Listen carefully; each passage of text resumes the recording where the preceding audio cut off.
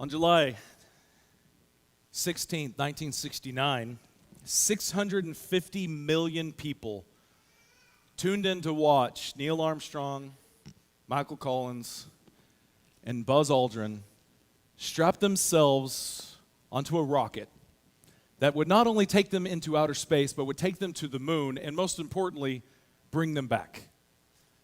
Maybe you were one of those that watched in that time. Maybe you watched whenever they took off. Maybe you watched whenever they stepped onto the moon with those now famous words. Maybe you watched whenever they came home safely. Powerful moment. Happened before my time, but I still get chills anytime I see any piece of it. Because it was such a defining moment, not just for our country, but for humanity. See, we were in a race, a space race, and it wasn't simply against the Russians. It was a race of this ever-increasing thing called technology. As we were navigating and learning what technology could do, there was a lot that was happening. And the space race advanced our technology probably more so than just about anything else. The Apollo 11 mission had plenty of people working to make sure the whole thing went off well. And it did. It was great. Had plenty of people working on it, but it also had an advantage that a lot of things didn't have before that time. It had a computer, a very highly technical device that took up a lot of room. It was a pretty big room to house this computer, but it was really responsible for a lot of the math of trajectory and the navigation, and it had a very important job. And that computer was really one of the first of its kind. Here's the interesting fact, though. That computer is over 100,000 times less smart than your phone you hold in your pocket. If you have an iPhone. If it's an Android, it's not quite as impressive. I should probably say that. I kid. In your pocket, you have a phone that is over 100,000 times more powerful than the computer that took people to the moon and back again. Now, do you do as much significant things with your phone as that computer did? Isn't that impressive? I bring all this up to highlight one thing. It's really it's almost a laughable flaw when you think about it. Not a flaw, but just something to have to deal with. You have so much computing power at the tips of your fingers. So much going on. But there is one thing that will stop it dead in its tracks, and that's the battery. You run out of battery, this thing's pretty useless. At best, it's a paperweight. At best, can't do much with it. Now, we all kind of get scared of that, don't we? When we see our phone and go, oh, it didn't charge last night. There's a little bit of panic because we have to make it through the whole day on this small charge. Can we do that? And there's a little bit of panic because we're attached in a lot of those things. So what do? We make sure that our phone battery is charged and it is ready to be useful, to function properly. Now, you may do that with your phone, but how many of you do that with your life? How many of you take some time to recharge, to reset, to recoup, to be able to fully thrive? We are in the middle of a series called Thrive, in which we've been talking about this idea, this God-given ability to thrive in this world. That God has created us in such a way that we were meant to thrive. Not just survive this world, not just live from point A to point B, live from this date and then to that date. We were called to really, truly thrive. Because God placed you here in this location and in this time for a reason. The Creator has a plan. And that plan is for us to thrive. But you cannot thrive when you're drained. You cannot thrive when you've been burning the candle at both ends for way too long and there is no reprieve. It is not humanly possible, and so we need to take time to rest. We need to take time to recharge. And as I've been doing in this series, we've been looking at the creation account because the creation account tells us so much about the way that God intended things to be, things before sin entered the world. And so in day 7 of creation, in Genesis 2, we have this. So the creation of the heavens and the earth and everything in them was completed. On the 7th day, God had finished his work of creation, so he rested from all of his work.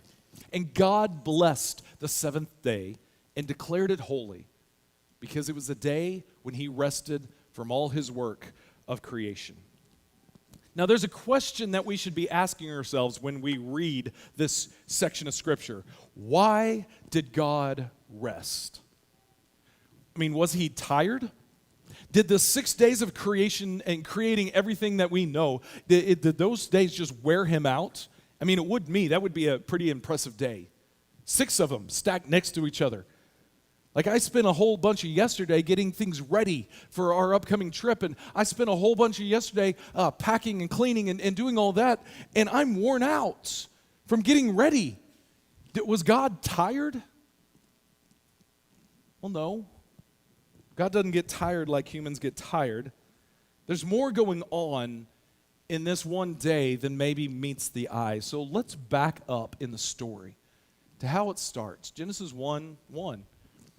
In the beginning, God created the heavens and the earth. The earth was formless and empty. Darkness covered the deep waters.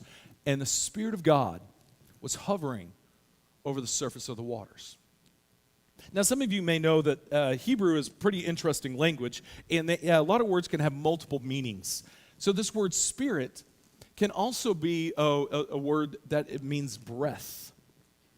And I like this. I want you to just picture.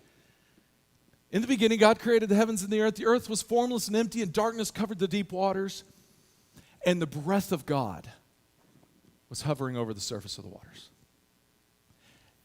What do you do right before you're going to exert some energy? You take a breath. It's almost as if we kind of sense that God is breathing into this moment before he, very next thing, and God spoke. He breathes in, and then he speaks. And when he speaks, creation happens.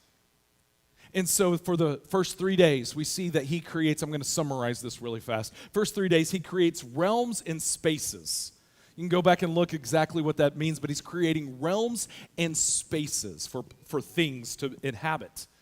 Days 4 through 6, God fills those realms and spaces with living things or things to promote life, if nothing else. And so this is happening in creation, day after day of creation. He's creating realms and spaces and then filling these realms and spaces with life. And so let's look at day 7 again, because for 6 days that's happening. So, the creation of the heavens and the earth and everything in them was completed. It was finished. It was done. So on the 7th day, God had finished his work of creation, so he rested from all of his work, and God blessed the 7th day, declared it holy, because that's the day when he rested from all his work of creation. Now, the 7th day is unique and separate from the other days of creation in several ways. If we were to go back and read the totality of Genesis 1, what you would see is some common language. At the beginning of every day, it would say something to the effect of, and God spoke, and God said. Every day starts with that. At the end of every day, it has something to the effect of saying, and there was evening and morning marking the whatever day. Day 7 is unique. It does not start with, and God said. Now, the most obvious reason for that, I believe, is that God didn't create anything. He didn't have anything to be said. Creation was done. And so whenever God would speak, that was the work of creation. On day 7, he's not working creation anymore. He is done with creation, or creating, maybe better said. And so day 7 doesn't have that start. Interestingly, day 7 also isn't technically categorized as a day. At the end of it, it does not say, "And evening passed and morning came," marking the 7th day. Now, there's a lot of speculation as to exactly why some scholars believe, a lot of Christians believe, that it is meant to be a perpetual understanding of this rest that is supposed to be happening. That it is meant to be a day that actually keeps on going. That it is the metaphorical day, but then we kind of have some tension of saying, well, what are the other days of creation? Are they 24 hours or what? There's a whole bunch of questions and things that we can kind of dive into, but at a later time. I won't do that right now. There's one more unique thing, though, about this day. It doesn't have the normal start and it doesn't have the normal end, but it also has something else rather unique. It's the only day that is blessed by God. See, all the other days, they're good, and we might consider those a blessing, but the word blessed is not in the other days. God blesses some of creation. He blesses them to be fruitful and multiply. That language is there. But this is the only day that Scripture tells us God blessed it. God blessed the 7th day. I think this is important because rest is necessary for thriving. Everything else that's been created is necessary for surviving. Rest is necessary for thriving. We can survive in creation with all the other days, but we can only thrive when we have day 7. It is blessed by God because God blesses the rest. In Jewish history, the 7th day became an extremely important understanding. It was called the Sabbath. And the Sabbath was a day in which they stopped working. It was a day of rest. This became very strong and important whenever Moses received the law from God. One of the 10 commandments is to keep the Sabbath holy, to honor it, to make sure that you do the rest of the Sabbath. So what does it mean to rest? Because if that's the day that we're talking about and that's what we need to thrive, what does it really mean to rest? Well, in part, it means to stop, doesn't it? To take a break. God rested from his work of creation, which meant that he was done creating, and so he stopped. He stopped creating so that he could rest. And that's a really good point for us to understand. When we rest, we stop. We stop striving. We stop working for a time. The Jews would stop for a 24-hour period from Friday evening to Saturday evening in which no work was to be done. Now, they had some interesting things of what they called work, but basically the Jews had some really strict laws and rules about what they could or couldn't do on the Sabbath day because this was a day of rest. Our God rested, so will we. If God rested, we are much less than God. We need more rest than him. Let's rest on this day. And so for 6 days they worked. Every 7th day they rested. And that was the healthy rhythm that God established in their lives so that they could thrive. And it's not just good for your physical well-being to do this. It's good for your spiritual well-being as well. So the first question that we need to ask ourselves is, how you doing? How you doing on your rest? When you come home from work, do you come home from work or do you come home with work? Do you keep work on your mind and on your heart? Do you actually keep doing the work while you're home? Are you on call while you're away? Because for a lot of us, that's kind of how it feels, isn't it? That we're thinking about the next thing. We're still trying to work on the stuff that's happening. There's so much to do that whenever I come home, I still need to do a few more things. Or I'm going to stay a little bit longer in order to be able to do this. And so some of us struggle with ever stopping our work. But maybe that's not your case. Maybe you are totally fine. Whenever you get off from work, you walk away and you don't think of work again until your next shift. And it's delightful. And some of us want to be you because we haven't figured that out, or our jobs don't let us figure that out. But maybe you struggle with another piece of it, that whenever you leave work, you leave your work behind, but whenever you get home, you fill your life with so many things. You have the chores, you have all the activities that you're going to where you don't even feel like you can catch a breath. You see, we as humans, we fill so much of our life with so many things that we honestly don't know how to stop sometimes. That you've got to stop and rest. If you're going to thrive, you have to take some time. So how are you doing? How are you doing in your stopping? But see, that's only part of the battle of rest. Yes, rest does mean to stop, but it also means to start. Jesus would say it this way in Matthew 11:28. Then Jesus said, "Come to me, all who are weary and carry heavy burdens, and I will give you rest." Anyone else love these words of Jesus right here? Anyone else like, amen, that's what I want. Come to me, all you who are weary, I'm weary, carry heavy burdens. Got that? I will give you rest. Fantastic, Lord. But he continues, take my yoke upon you. And there's part of me in the back of my mind's like, great, I have to add another thing. I got to add another burden. Take my yoke upon me, or upon you. Let me teach you, because I'm humble and gentle at heart. And you will find rest for your souls. For my yoke is easy to bear, and the burden I give you is light. Notice Jesus offers rest by giving you a yoke. A yoke is a equipment of work. The reason you have a yoke is because you are working. And so it doesn't sound like it computes when Jesus says, I'm going to give you rest by giving you this work. Now, he explains that further by saying, I'm humble and gentle at heart. I'm not going to overwork you. I'm not going to do anything that you shouldn't be doing.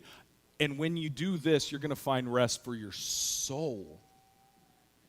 Jesus offers life to the full.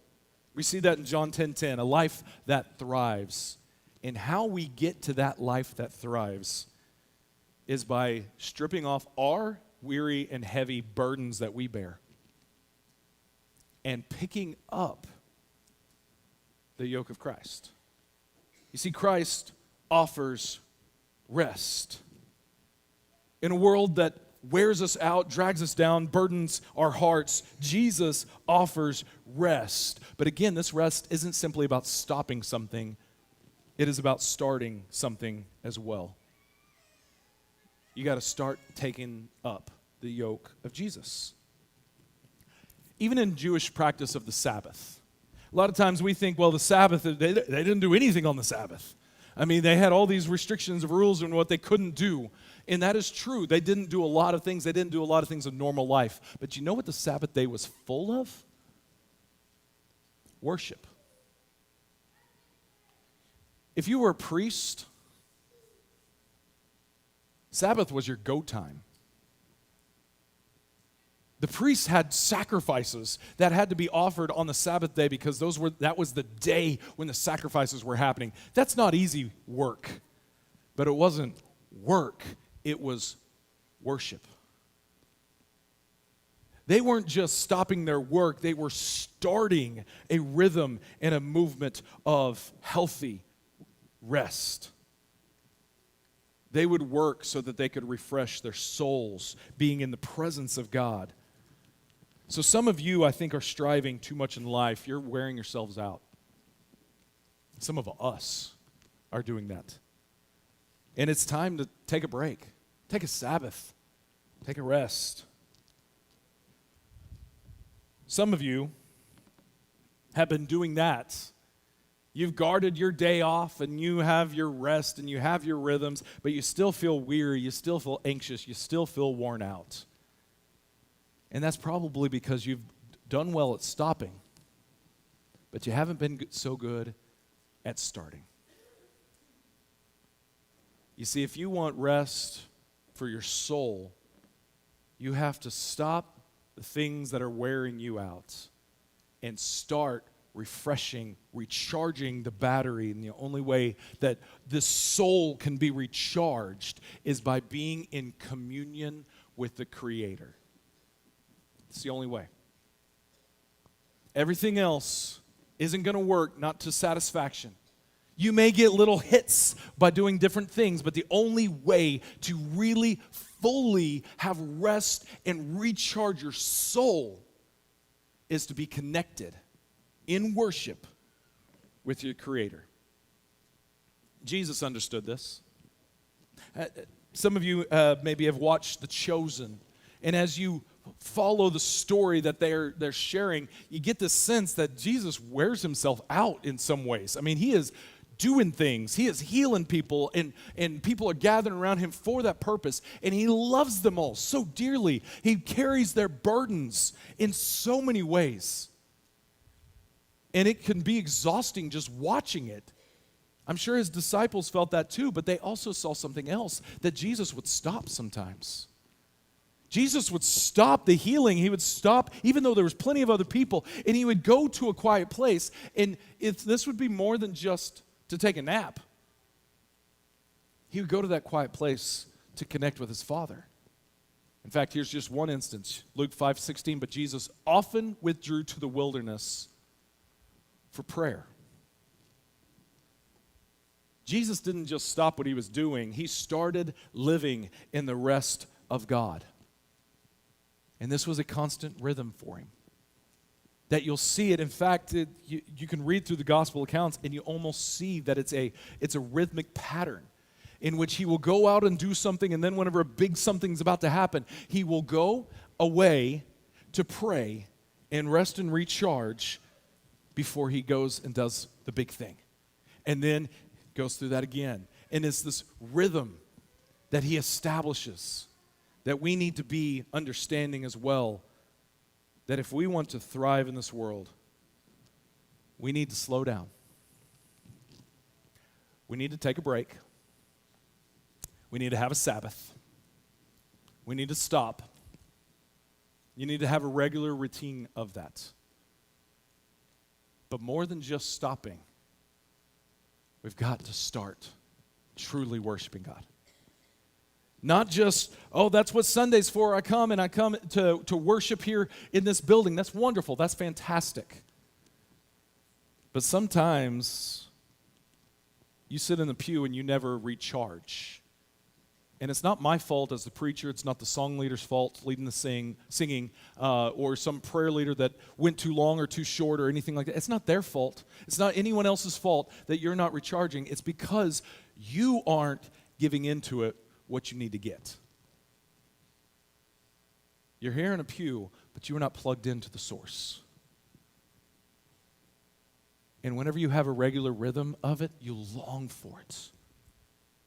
You can't wait for the next time to be able to connect with God and connect with his people. Because whenever you get into healthy habits of rest, your body actually craves it. Your soul craves it. Because that's how God created you. So in this invitation, I'm going to ask you to take a break. You got all sorts of things running through your mind. Maybe it's anxiety that you have with different things coming up or whatever. Give it a rest. Let your mind rest. Give the Spirit some room to infiltrate your mind, to see the areas where your soul is depleted, where your soul's battery is done. Let the Spirit work within you to convict you of the places where you can recharge and you need it. And if you need anything else, then let it be known as we stand and sing this song together.